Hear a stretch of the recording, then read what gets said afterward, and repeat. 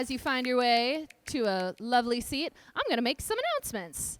So today is all about making friends.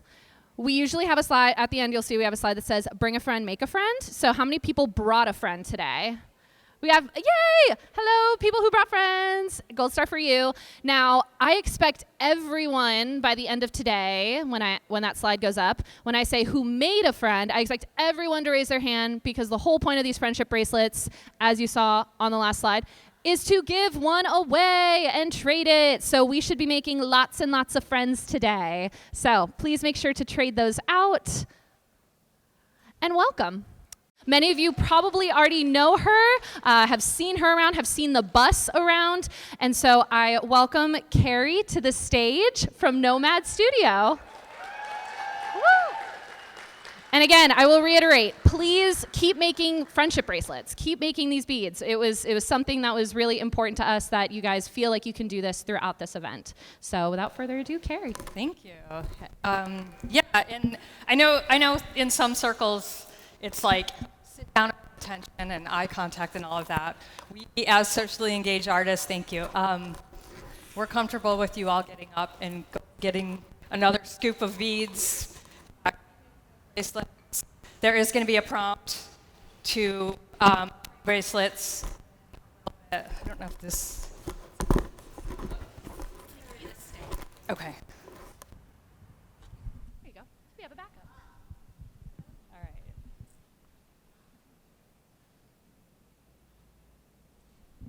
right. Okay, so you can hear me? Good? Everyone good? Okay, all right, cool. Yeah, so make bracelets. That is the prompt. You are going to hopefully make at least one bracelet to trade today, so keep that in mind. That is your role today. Okay, so why beads? I know why beads, but I'm going to pick up my notes. Oh my gosh, too many things. I need some more hands. Okay, so I'm a socially engaged artist, and a big part of my work is meaning making. My mind's default for that is metaphor. It connects seemingly unrelated things to better understand the world. So my mind, to understand the world, a lot of times wants to make metaphors to figure things out. So I bring that into my socially engaged practice. And usually it is to try to move us all toward more expansive possibilities, toward a place where more people can belong and thrive. So today we're going to time travel with beads, and that's why beads. Our human hands have been stringing beads for at least 75,000 years, probably longer than that. So that's much longer than it predates agriculture, putting down roots, what we did literally and metaphorically when we stopped being nomads. We were stringing beads long before we were planting seeds. Your nomadic ancestors, no matter what continent they lived on, they strung beads. They used them for adornment, for currency, for prayer, for communication. So the plastic beads that we're holding today are standing in for the shells and bones and stones that our ancestors used. But whatever the material, we all instinctively know how to string beads. Toddlers can learn it at about the same time that they learn to walk. I'm going to ask one of my teammates to be like another hand for me. Thank you. All right, I'll let you know. Okay, so not yet. So today as we do this, we're connecting back through time with our nomadic ancestors. So the nomad theme is for all of us today. And the beads have two jobs today.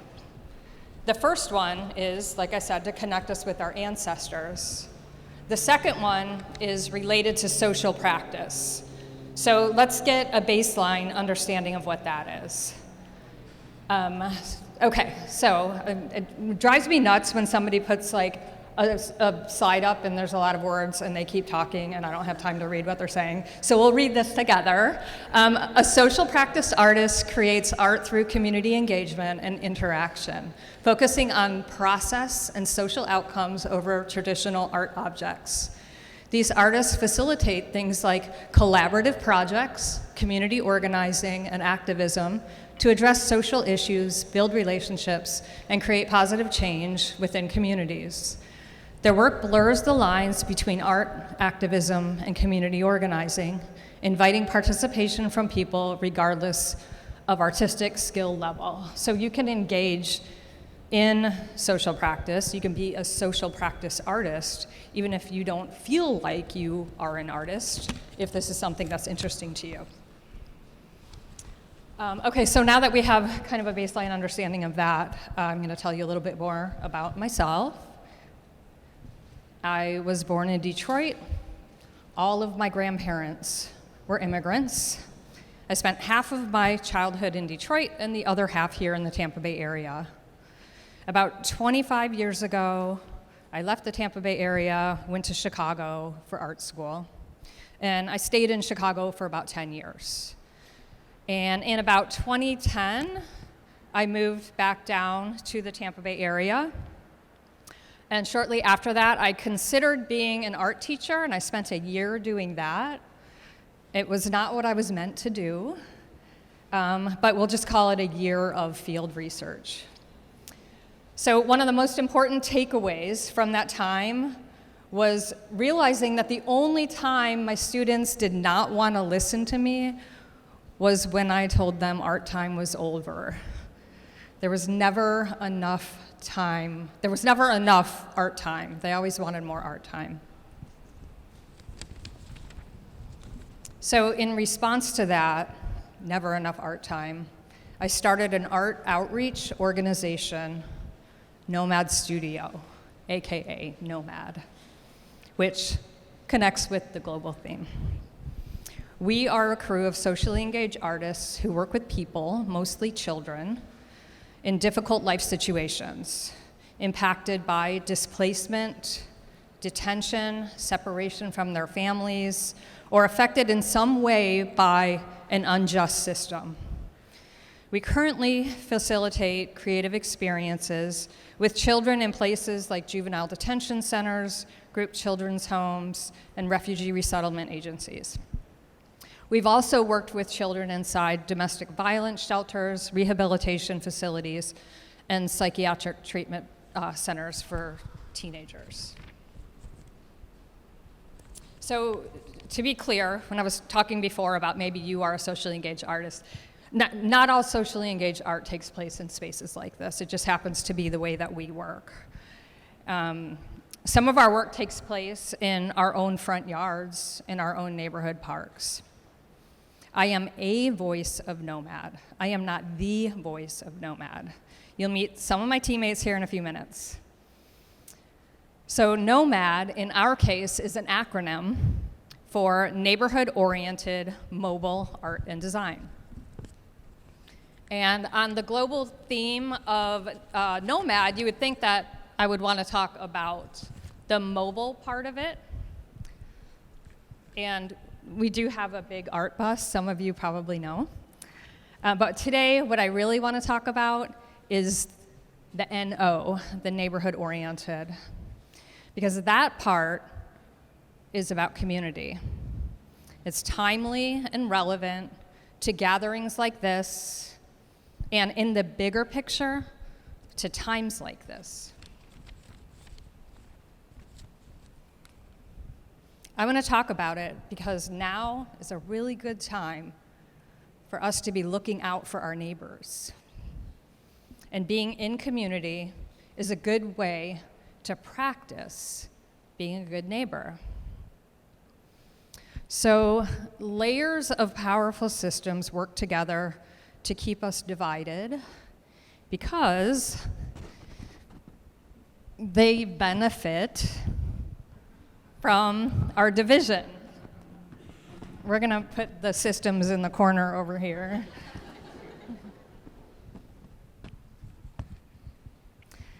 they cause much harm and trauma in the process. So I have an entire thesis on the tip of my tongue about these systems, but not for today. Today I want to talk about us thriving together. Okay, metaphors, right?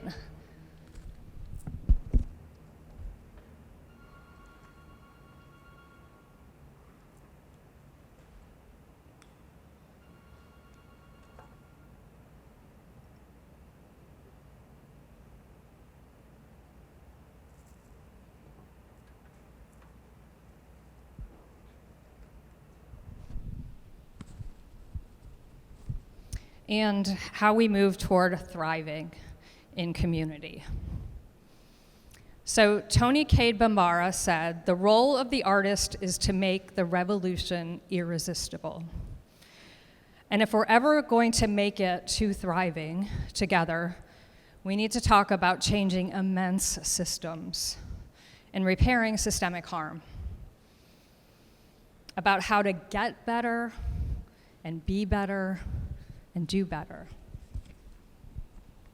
I really want to get there, but to be honest with you, I've been completely drained and exhausted by the weight and urgency of all of this, which is how the system is intended to work.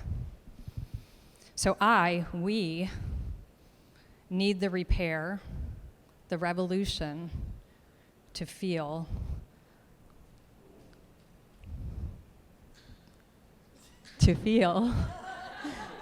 joyous in its defiance, not like more work.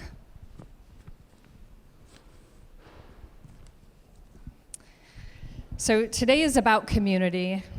It's about being a good neighbor. It's about bringing the joy. And an artist's work resonates differently with different people. So I think it's really important to hear different perspectives and different voices from other artists too. So I'm inviting some of my teammates and collaborators up, and I'm gonna give you all something to do while they're making their way up here.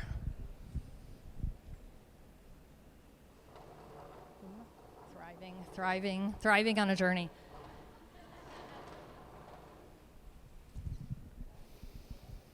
So while they make their way up here, I'm gonna give you a task. It's a 1-minute countdown. Look around and identify somebody who you don't know. Introduce yourself to them. Maybe say something kind and sincere. Have a nice day. I hope you have a wonderful weekend. And if you have a bracelet ready, trade bracelets with them. So don't overthink it. Just give them a bracelet, grab a bracelet from them. I'm going to give you a...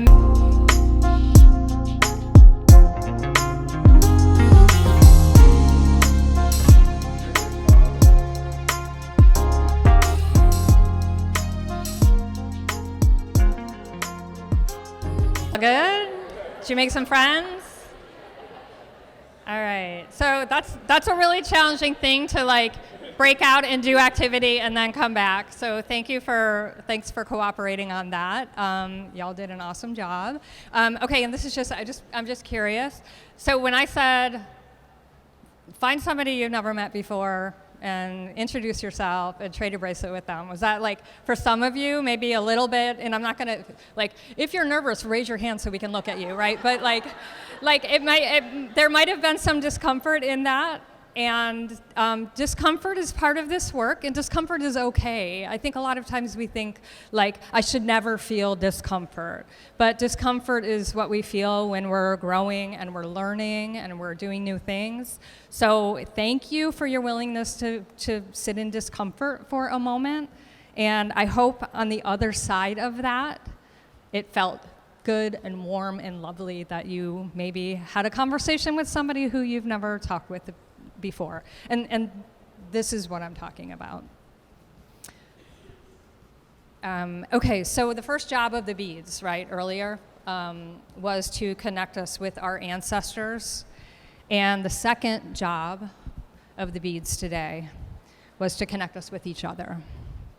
So friendship bracelets may seem elementary and juvenile, but us making them together, offering them as gifts to one another, sharing in these joyful, creative experiences together, this is social practice. And it's an example of something so simple that we all know how to do innately that can move us closer to thriving. And that's what it's what we are here and want to encourage you to do. So where is my Kaylin? Okay, thank you, Kaylin. So we've all worked together as artists with both NOMAD and a separate but related also nomadic project, a 3-year project called Spacecraft that we did together a few years ago. And over the course of the past, and these are some images from both NOMAD and Spacecraft. And over the course of the past few months, we've taken what we've learned in doing this kind of work together over the past decade plus actually, that we've been working in community, and we created, and Kaylin's gonna go to the next slide, we created a playbook to offer to you all as a community resource. So we want to share a few insights from it, and hopefully it'll inspire a few of you to consider trying a socially engaged artist, socially engaged project, like we did today, right? It's not, the barrier for entry is pretty low for it. And to be clear, I just want to be clear, we are not trying to sell you the playbook today.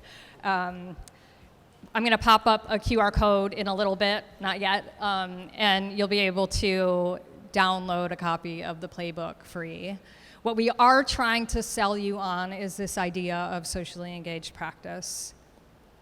We also have a free, at the tables back there, mini coloring zine that is the companion to the playbook, illustrated by Kaylin Ree. Yay, Kaylin! So be sure to grab one of those today. There's a surprise inside if you open it all the way up.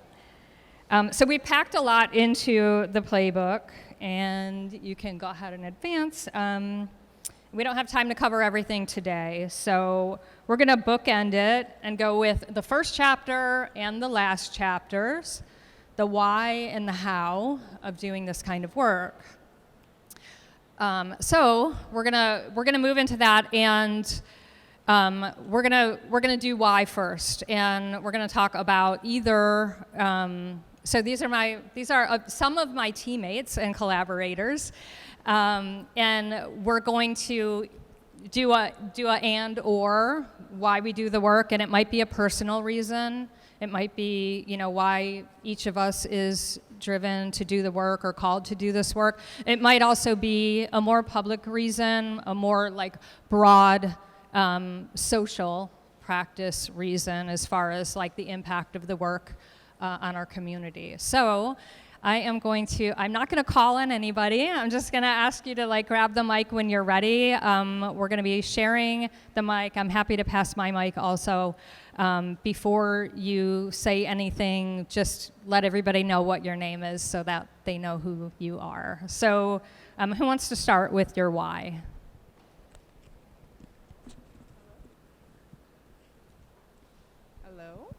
Hello? Can you hear me? Okay. My name is Emily. She, they are my pronouns. And my why, my heart's racing. So I think on a bigger scale, NOMAD is the way that I can move away from the injustice in the world and participate in our community in a way that feels impactful and there's hope. And seeing that hope in the kids' faces and eyes that we work with every week.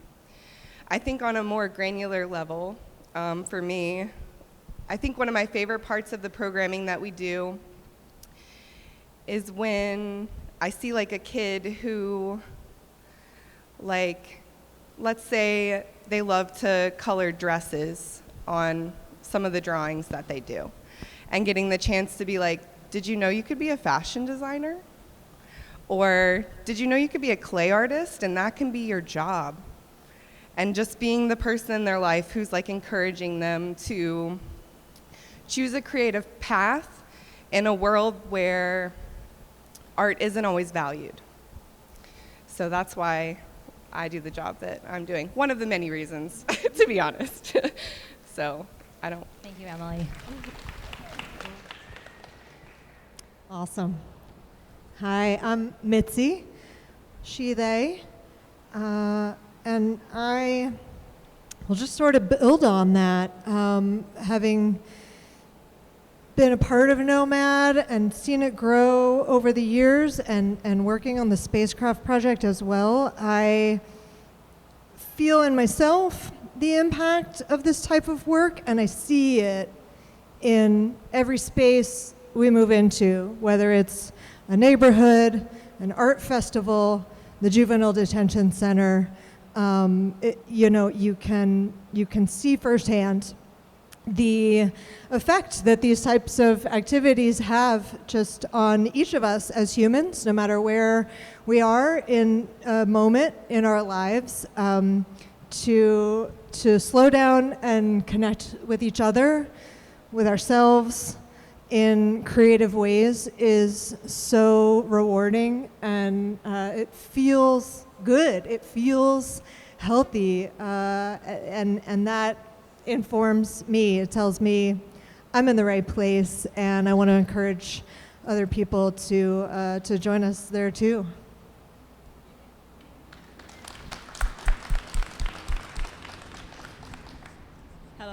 Hello, everyone. My name is Tiffany Elliott. I am a jeweler of T. Sankey Designs, and I started this work by doing free jewelry workshops with kids, and it was just as a way to share a skill to a group of kids that I didn't think have access to learning that they can be a jeweler.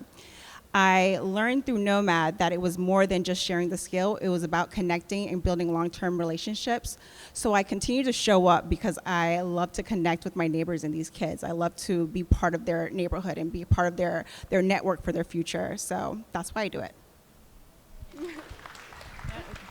There's a really good point there about that long-term relationship. So socially engaged art, one of the things, you are never going to, you're not going to do a lot of, if you're interested in making an impact in your community, you're not going to be able to do that by hosting a workshop one day, 4 hours, 8 hours, and then hoping that everybody takes what they've learned with them and benefit from that. So real impact comes from a commitment, and that is an important part of socially engaged art, is to stick with it, stay with it. You're making a commitment to the community. It's about longevity, it's about sustainability in all of the ways, and that's an important thing to think about when you're considering doing this.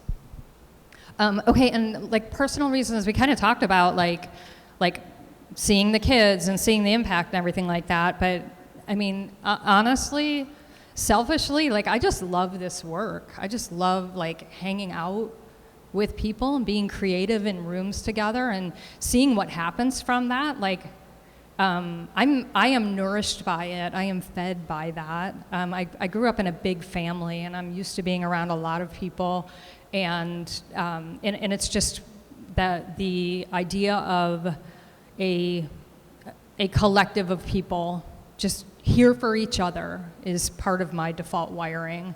So I don't know. Is there anything that anyone wants to say about like their own personal, like what is it about you? Like, is it good for you? Do you love it? Yeah, I would say that I love it, especially like I get as much enjoyment and thrill in life working in a group with people and just being able to connect and talk and just creating alongside of them. So I would say like, okay, one of our programs is going to the Juvenile Detention Center, and we go there 3 times a week.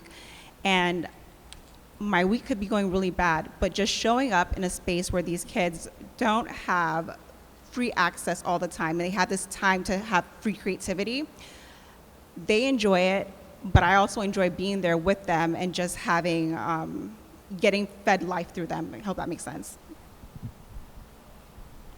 I just want to piggyback on that and say, like, there's so often moments where Tiffany and I get back in the car after programming, and we will, like, drive all the way out there in almost silence because we're both like, man, life is hard, we're tired, whatever. And then we'll get back in the car and be, like, energized, and we want to talk about how the kids, how their experience went, how our experience went, and it's incredibly fulfilling. And I think that also can be translated to any setting that social practice or creative practice can be brought into, where, like, we're all feeding each other. This is not about, like, a facilitator and students. That's not what this is about. This is about community and how we're all exchanging energy. We're all believing in each other. We're all sharing skills. I learned so much from these kids every single time. So I think that's, like, the power of social practice for sure.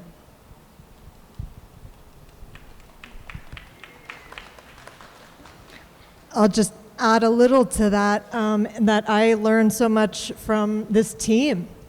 And what Carrie said about being part of a creative group, a collaborative group that works together. I mean, I met these two because we all had studios at a larger group creative space. So having an opportunity to learn and work in community and work with a dedicated group of artists that's also there because they're passionate, because they have things to share, is incredibly fulfilling.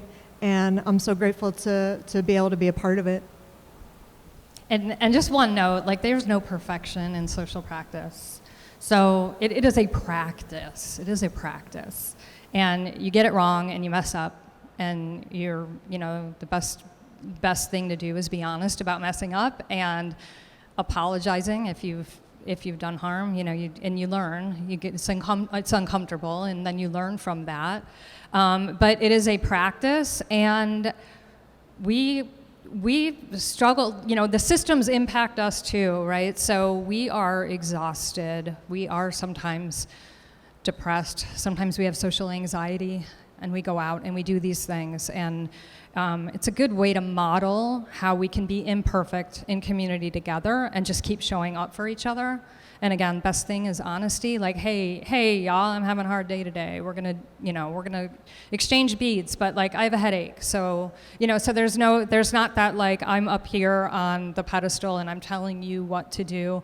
Like, we just check in with each other. Like, how's everyone doing today? How can we help you to show up the best way you can? So we do check-ins and things like that. Like, what do you want today to feel like, and how can we help you to make sure that today feels the way that you want to feel?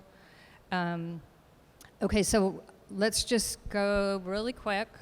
Maybe top, like, 1, 2, 3 tips. Kaylin, you have, oh, yay, okay, awesome. I'm known for not talking because I have social anxiety. I just wanted to piggyback on what you all said, and, like, you came from a really big family. I came from a very small, broken family. I'm very much have been like a loner, never felt like I needed community. And doing this work, I feel like I picked up a family through my teammates.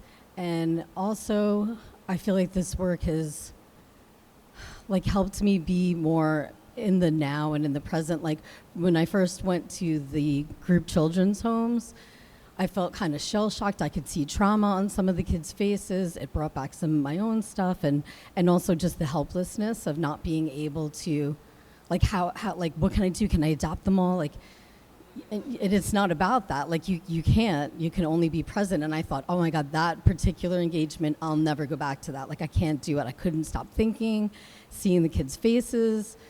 When I was going to sleep that night. But then, like, maybe a month or so later, I went back, and I don't know how many years ago that was, but I've been going ever since, like 10-ish. I'm watching some of the kids grow up there, but it's taught me to be more present, and it's taught me about, like, micro-activism, and just, like, whatever difference I could make that day with those kids, and whatever difference they're making in all of our lives, that's all it's about for that moment. And hopefully we're planting seeds of confidence, and the kids are being seen and respected. And I feel like we're just doing really important work in very small acts. That's all. Thank you, Kaylin. So our social practice, and but part of this is because my background is in visual art. So our social practice looks like art, often visual art. Occasionally we invite other collaborators, and we've had Sam come out to the juvenile detention center with us. We listen to the kids. Some kids are interested in writing or interested in music, and we try to connect with other collaborators in that way. But social practice art doesn't have to be art. It doesn't have to be writing or poetry or visual art or performance. It can be anything. So social practice art is, like, the way to make it sustainable is to like what would you do if you what would you do if money was if the systems were not in the picture, right? What would you do that you are passionate about, that drives you, that kind of lights a fire inside of you? And there are other people who also feel that way about that thing, and you can connect over that, and that is social practice. I mean, I think that some of you may be like, oh, am I a socially engaged artist because I started a book club? Yeah, you are. Like, that's what this is about. We've been doing this in community with each other for as long as we've been in community with each other. So for as long, human history is about social practice. We've just applied a name to it. It's kind of like art. Back in the Stone Ages, we didn't call it art. We called it just like living, communicating with each other. And now we want to sell it, so we put it in a market and we call it art. But it's the way that we live. It's the connective tissue between us and what we want to do. Like, we really feel like that getting to thriving is going to involve us connecting with each other in that way. And this is a way that we can do it, right? Because I think that we all know that we need to get there, but like, what is the path there? Nobody's giving us those answers. The answers are inside of you. You know what you're passionate about, and other people are also passionate about that. It might be like a game night at your building. It might be like a tool share in your neighborhood, like connecting with your neighbors, and like, not everybody needs to buy a chainsaw. We've got a chainsaw in the neighborhood. So like, that is social practice. Just like, what do you have? Let's look at our resources. Let's see how we can share them. Hopefully there's something there that inspires you to start thinking about how you might do it. And top maybe like 1, 2, or 3 tips for like getting started. Like, what is the path into this? What is a way that you can just like jump in and start it?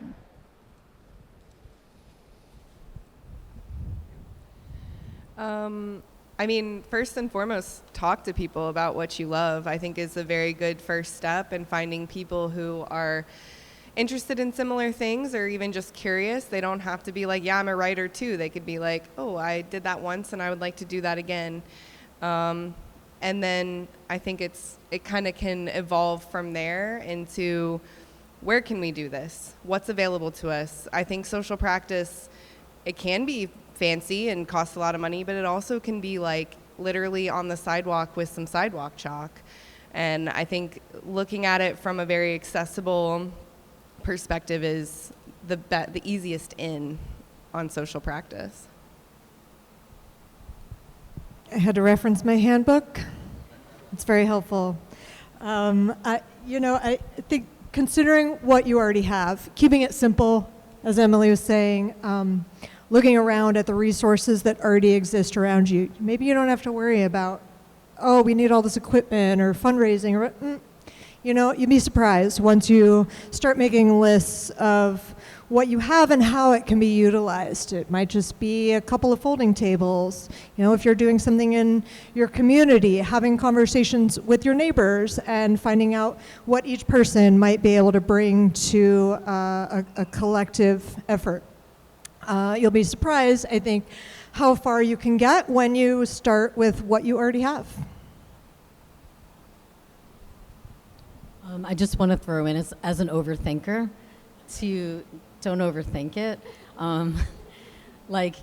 Be prepared, have your materials, make it accessible for everyone. And then let it also just write itself, because you don't know when you're talking about doing something social, community-driven, you can't predict exactly how that's going to go, right? So be willing to float, and we're really all really good at that. Like, we can change the engagement if we need to, or just based on what people are showing us they want or their needs are, or just the vibe, like just flow with the vibe. I think you guys basically hit all of my topics, but I want to say that being flexible is important, and also it doesn't have to be one leader. It's a community thing, so doing it as a group and allowing other people to take the lead and help shape what it is important. Okay, I think we probably have like maybe a couple minutes, and if anybody is like, hey, I want to do this, how do I do this? Anybody have any questions about, okay, we have a question in the back.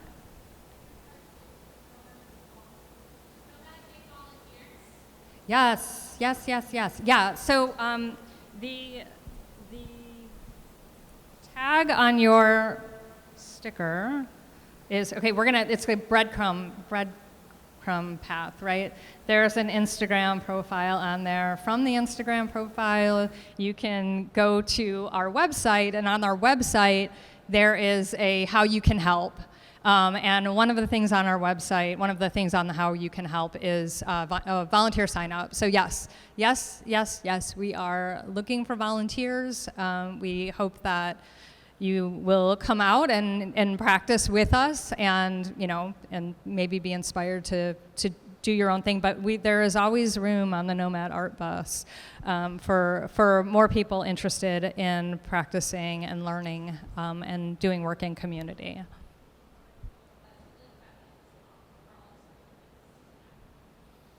Okay, and while we're like possibly marinating, and okay, very good. Yep, there we go. So that is that link will take you to the download page for our playbook, for our full playbook. It's like a 60-page book that can help you get started in social practice, but it lives on our website. So even if you're not looking to start something like that, but you want to get to our website, you can. That's another breadcrumb to get you there. So. Anything else? I think I just want to piggyback off of something that Kaylin said, in that like things will go wrong. Like we'll mess up, right? And also things will go wrong.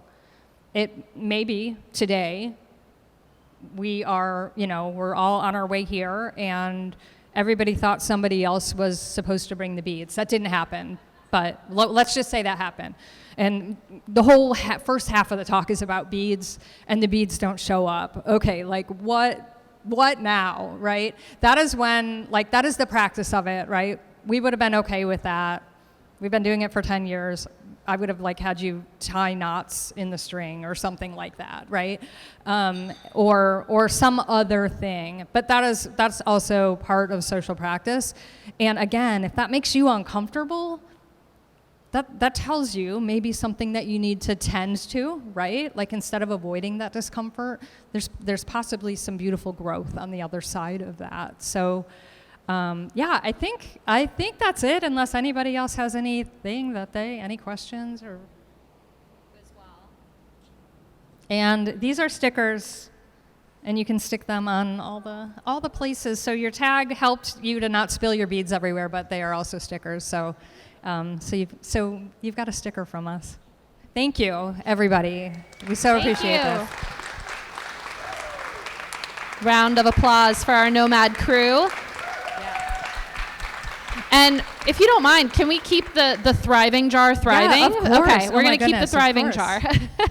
So since we have our crew up here, you guys are welcome to stay. We're going to go through like the end of our stuff. So welcome to hang out with us up here if you're like, no, I don't want to be in the front anymore. Bye. Does anyone have oh, there it is. We are, again, who feels like they're a part of a social practice?